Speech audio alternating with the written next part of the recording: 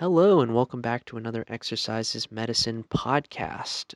For those of you who frequently listen to us, this is going to be a little bit of a different podcast. There's no other guests, it's just going to be me talking to myself about myself, very egocentric. But this week, what I decided to do was to run an experiment. No pun intended. I know we are an exercise organization. But I ran this experiment on myself to see if I could boost my exercise behavior using the framework of social cognitive theory. All right, well, what is social cognitive theory? Well, for those of you who don't know or not familiar with, it's the psychological theory that focuses on the reciprocal interaction of an individual, their environment, and their behaviors, right? So it essentially kind of takes into account these external social influences, right, from the environment, as well as internal influences such as your own past experiences, your moods, your attitudes, your motivations, all to really predict your future experiences and any behaviors that you might pick up. Right, this can be anything from, the likelihood that you'll get into smoking or that you'll quit smoking to the likelihood of you pursuing more exercise. Hint, hint, as to where this is going. Um, but what interested me about this theory was that it was presented to me when I noticed it in clinical psychology, right? It's this theory where you can really start to target specific behaviors and increase the outcomes of that behavior, right? So, what does this mean? Well, for example, Dr. Stephanie Silveira used social cognitive theory in her own experiment to encourage exercise in patients with multiple sclerosis, right? It's this neuromuscular degenerative disease that typically just decreases mobility and really quality of life, right? But by using social cognitive theory and the framework, she was able to improve her patients' mobilities by using many of the factors that we'll actually be discussing today, like self-efficacy, outcome expectations, barriers, facilitators, all of this good stuff. But the point being, she was able to pick an outcome that she wanted and improve the chances of that outcome happening by applying social cognitive theory, right? And in this case, that outcome was better mobility, more exercise, right, for these patients. So, this theory has really developed into this prominent reference for social modeling in human motivation, thought, and action, right? You can imagine, you can really analyze any behavior through this framework, right? Because it's looking at, well, how's the individual, how's the environment, and how are their ultimate behaviors. Like I said, you see this a lot in clinical psychology. It's a great theory to be used. But kind of going back to where I found utility with it was with exercise, right? So, what does this theory have to do with exercise, and how can I use it? First things first, we're going to need to understand its organization. So, with social cognitive theory, there's four things that you have to consider before you get to your behavior, right? Four things that really build up to any behavior that you look at. First things first, the foundation of social cognitive theory is self-efficacy, right? Self-efficacy. And we'll go into depth with each of these factors, but I just want to establish them first. Next things next is going to be outcome expectations. Then you're going to have to consider socio-structural factors. And then you're going to have to consider goals, right? And goal setting, all of which contribute to your ultimate behavior. So, first things first, self efficacy, right? Kind of the foundation, like I presented it. Self efficacy is your sense of capability to perform an action for a specific outcome. It's kind of like your mojo, right? Like your sense of confidence, your sense of knowing that you can do something, right? And it's kind of this amalgamation of like the confidence that you have in your skills when it comes to like resisting certain temptations or coping with stress or, mobilizing resources to meet the demands of the situation, right? Like, so in my case, like self efficacy would be involving like preventing laziness when it comes to exercise or balancing my classes and exercise or just finding my energy to motivate myself, right? All of these things contribute to my sense of capability, my sense of self-efficacy, right? And if we're following the framework really, in a detailed fashion, self-efficacy can be described, kind of in three parts, right? There's the preparatory phase, the maintenance phase, and the recovery phase for self-efficacy, right? So, of course, the preparatory phase is kind of you hyping yourself up, right? Getting that desire to change yourself, right? The beginning for any behavior is really a desire to pursue that behavior, right? It's only natural. Um, and so, one of the things that we find, and one of the things that I found when researching this, is that, people who have higher levels of preparatory self efficacy, right, or this desire to change themselves, they are typically more successful when it comes to adopting new behaviors and the success of those behaviors, right? So, when it comes to making goals for exercise and desiring to change one's habits with exercise, this preparatory self efficacy can really help in terms of increasing your chances of developing that growth mindset, right? Starting the new exercise. So, in my case, uh, my desire to change myself is really to become more consistent with my exercise because I know my own schedule, right? And I have a strong seated desire to change myself, right? To better kind of exercise consistently despite my schedule. So, on some level, I have a pretty good foundation for my preparatory self-efficacy, right? Again, this kind of goes back and contributes to my sense of capability. Okay. Next thing is going to be the maintenance self-efficacy, right? So, as I begin pursuing more exercise, what is the extent that I believe in my own ability to kind of handle the challenges that come along, right? So, this has always been kind of one of the things that I've struggled with because and as a college student, as all of you are, I'm sure, aware, things come up, right? You have midterms, you have finals, you have work, you have extracurriculars, you have roommates that are too loud when they're gaming. There's all these things, all these challenges that kind of interfere with your goals, whatever it might be, right? In my case, it might be exercise, but in your case, it might just be, to develop better study habits or sleeping habits or anything, really. That's the beauty of social cognitive theory, right? It can be applied to anything, really. But in my case, right, going back to my maintenance self efficacy, how much do I believe that I can deal with challenges along the way to exercise consistency?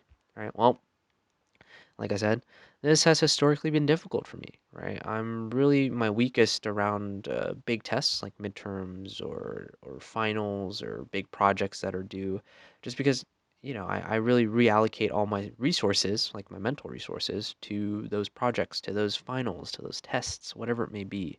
And so this has always been a struggle for me. And that's one of the things I want to target, knowing now kind of the framework for social cognitive theory.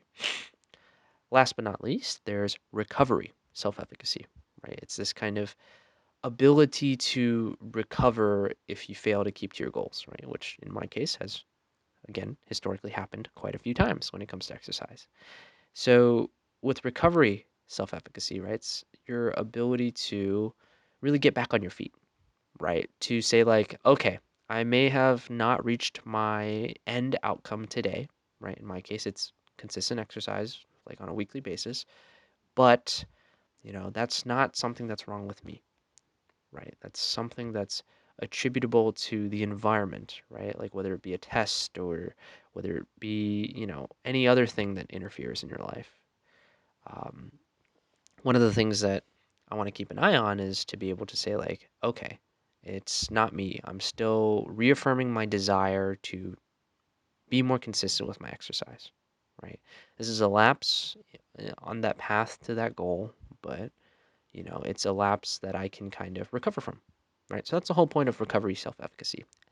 And those three self efficacy, I guess, tenets, again, contribute to your overall sense of capability, right? So, again, your ability to develop a desire to change yourself, your ability to deal with the challenges along the way to that change, and your ability to reconcile if you've kind of falter, right? All of those contribute to your sense of capability. So this is the backbone of social cognitive theory. All right. And all of these, right, can really be manipulated in different ways. Right. So Dr. Howard Margolis studied this pretty intimately with learning outcomes. Right. But in terms of like how to manipulate, I guess you could say, your self-efficacy. You can do it through vicarious experiences, right? So, like seeing other people kind of change themselves, kind of meet similar goals, similar outcomes as you. So, in my case, for example, it might be something like seeing my roommates work out and get bigger gains, right? And like that might enhance my own belief and for my own possibility of exercise and consistency, right? There's also verbal persuasion. Dr. Margolis did extensive studies on verbal persuasion and learning outcomes. But in my case, right, if I'm hyped up on my friends, or a significant other to exercise, or just family, whatever it may be, if I get that verbal persuasion, it kind of spikes my motivation, right? So that's one of the things that I also targeted during my journey in these past 4 weeks or so of this experiment. So there's that. And then there's also kind of personal sense of accomplishment and mastery.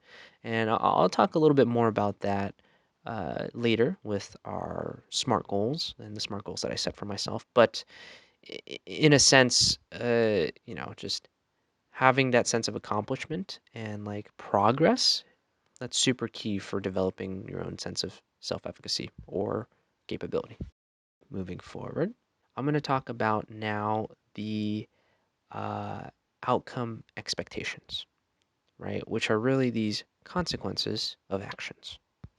So when it comes to outcome expectations, right, there's kind of these two major classes, physical and social outcome expectations, right? So of course, physical, like it sounds like, that concerns the physical consequences of your action, right, or the behavior that you're targeting. So in my case, for example, a physical outcome expectation might be the soreness, right, that comes with exercise, or maybe like the pump that comes with exercise, right? Uh, for me, these outcome expectations serve to reinforce the likelihood of me exercising more consistency. I personally love the pump, right? I think it feels great. I think the soreness is rewarding the day after. It feels like I've done a job well done. So I wanted to target these outcome expectations on my path to exercising more consistently, right? Reminding myself, like, hey, you know, to get to that level of pump, you got to exercise more consistently. And then there's also those social outcome expectancies, which kind of refer to the expected social responses in response to your action, right? So, how will my social environment respond when I start exercising more consistently? uh, in other examples, it might be like disapproval, right, by society for doing drugs or getting approval from your family or friends for eating healthy, right? These are social expectancies that accompany specific actions, right? In my case, with exercise consistency, there's not all too much that really changes now because COVID-19 has kind of kept everyone inside, right? So I'm not really getting as much social interaction as I'd like, or that might be prevalent for this aspect of social cognitive theory. But it's a consideration nonetheless. I still, my family still wants me to be healthy and consistent with my exercise. So that's also a reinforcer that I can remind myself of as well.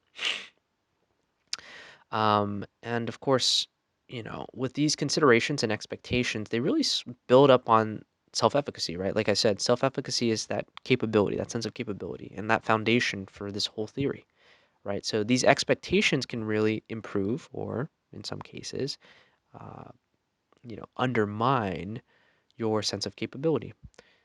In my case, I wanted to focus on the expectations, the consequences of my actions that would reinforce my behavior, right? Again, I was trying to increase my exercise consistency.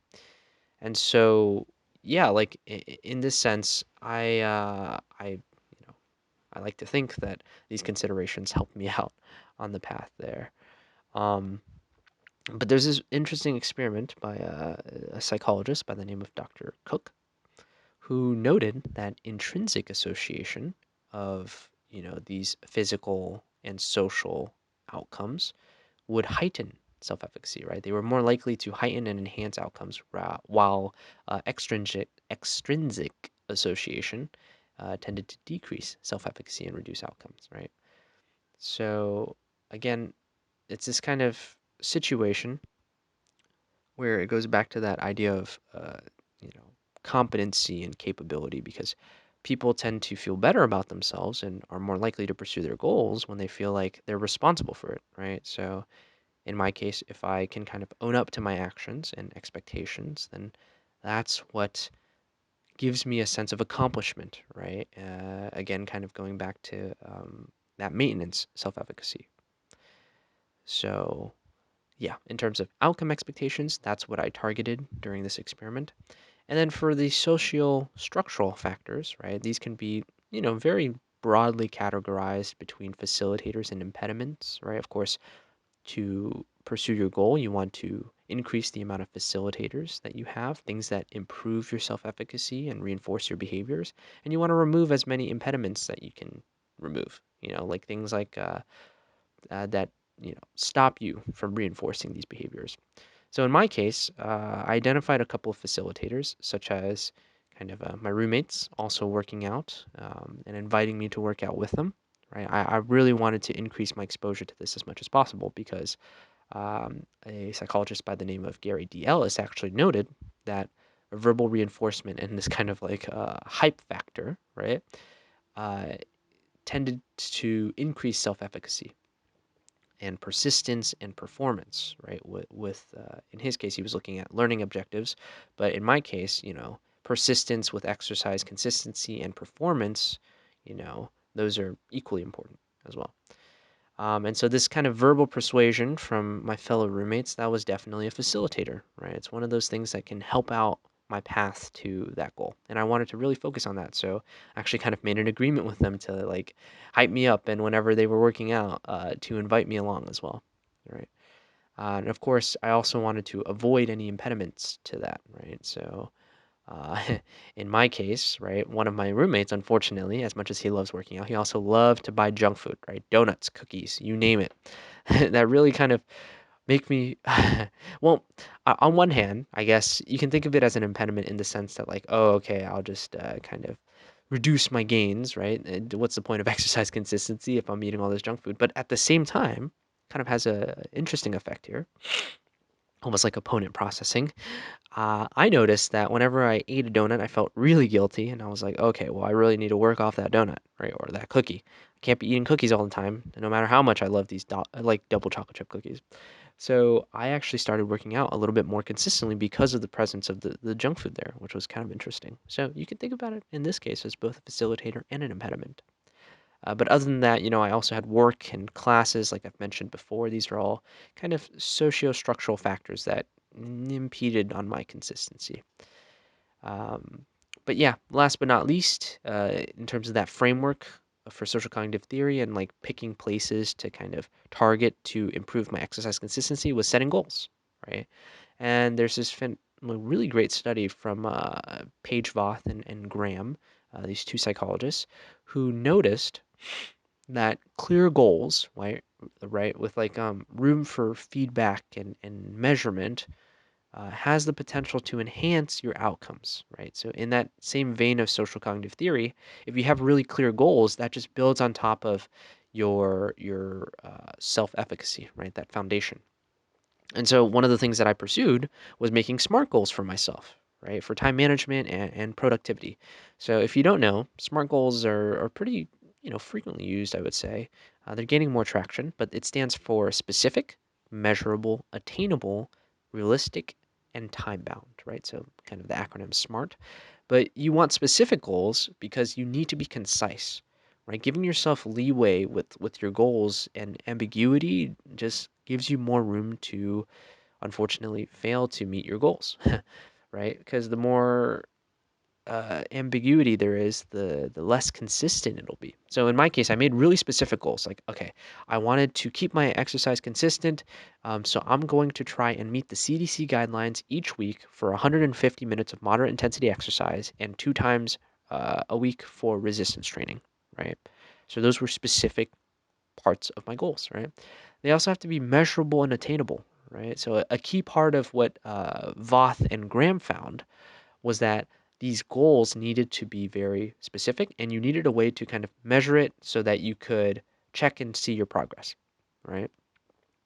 Goals without kind of progress markers are really difficult to quantify, right? And it's hard to kind of judge your own performance if they're not measurable. And if they're not attainable, that's also something to consider, right? Like you can't just be saying like, "Oh, I want to look like, I don't know, John Cena by the end of this week," right? For me, who's like 140 pounds and like 5'8", it's not attainable, right? So setting realistic goals as well, kind of really goes back to that idea of building on your self-efficacy, right? Your own sense of capability. Having goals that kind of meet that sense are more likely to enhance the outcomes, right? And then the T, of course, stands for time bound, which is just setting kind of like time frames for yourself, again, to measure your own progress and also to really keep yourself accountable. And so in my case, I set kind of like a weekly basis for a check-in with progress. So kind of the 150 minutes of intense exercise, moderate intensity exercise a week, and just 2 times of resistance training. I didn't really specify the minutes as long as I got those just workouts in. Right, so this is kind of the basic framework for social cognitive theory, right? I've kind of explained which parts I focused on and kind of tried to meet to enhance my own exercise consistency. And the part we've all been waiting for is the results, right? So, like I said, about 4 weeks before finals, when I started this experiment on myself and kind of targeting my social cognitive theory framework, right? So the first week, what I found was I got about 180 minutes of moderate intensity exercise, a combination of, jump roping, boxing, walking, and I met that 2 times of resistance training for that week. Right, so this is fantastic. The first week I was doing great. I was far from finals, right? I met the CDC guidelines. And then the second week came, decreased exercise a little bit, about 130 minutes of moderate intensity exercise. Again, same combination of jump rope, boxing, walking. This time I only got one resistance workout in.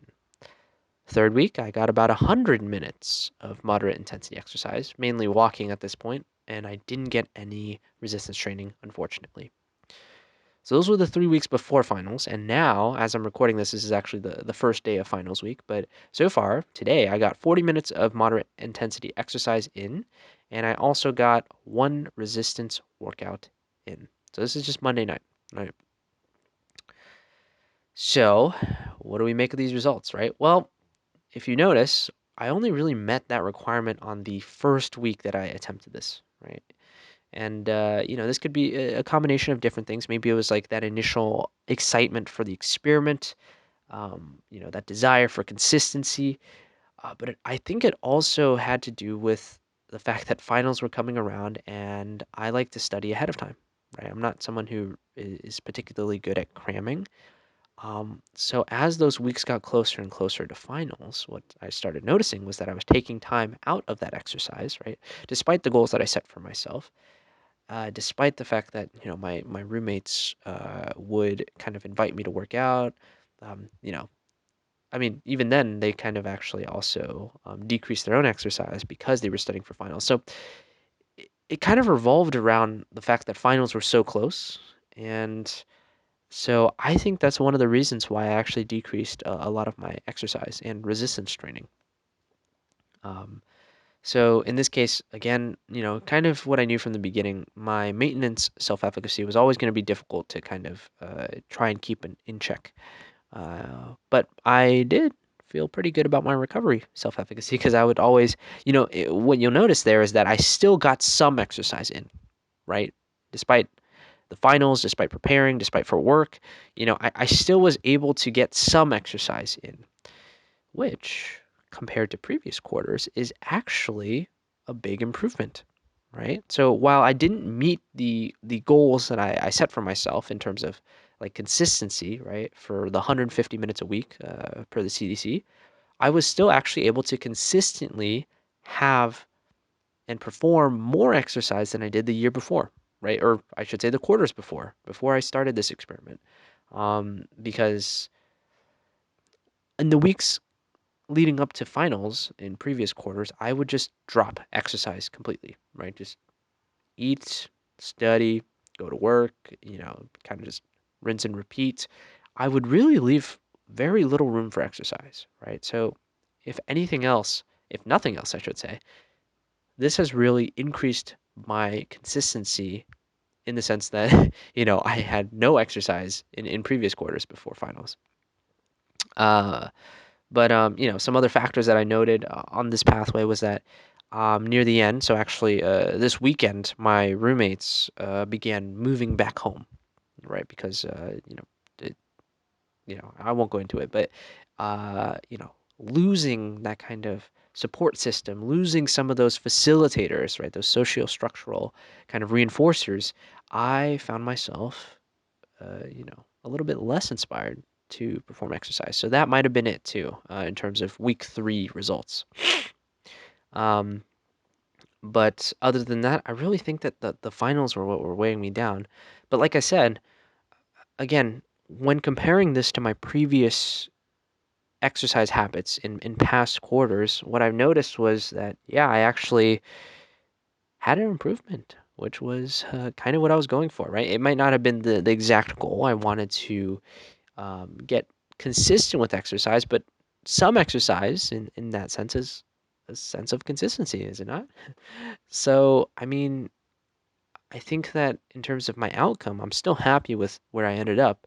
And, if I had let things kind of just repeat themselves from last quarter, then maybe I would have just studied again without any exercise, which is not great, right? We know from countless studies, countless physiological exercise physiology studies, that some exercise is better than none, right? Even minute levels of exercise is so much more healthy and important than not exercising at all, right? And putting it all on hold.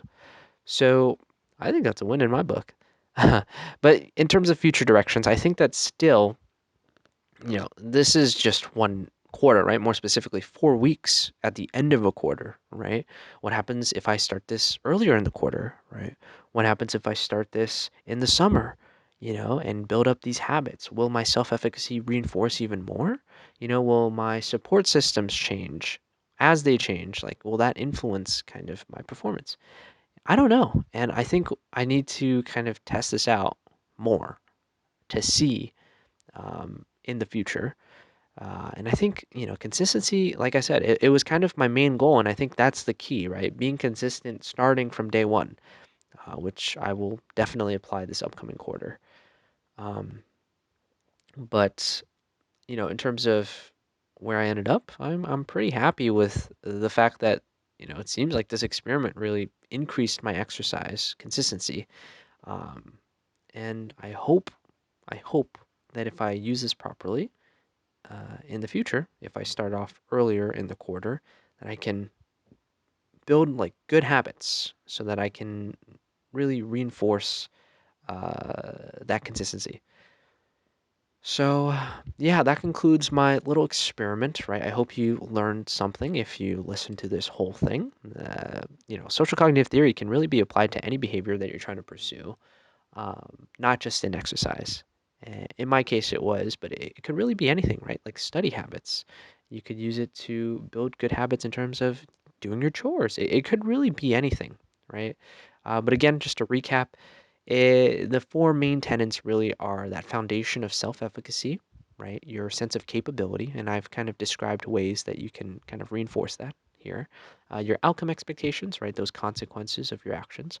Any social structural factors that may influence you on the path to your behavior, and those goals, right? Setting those goals is super important.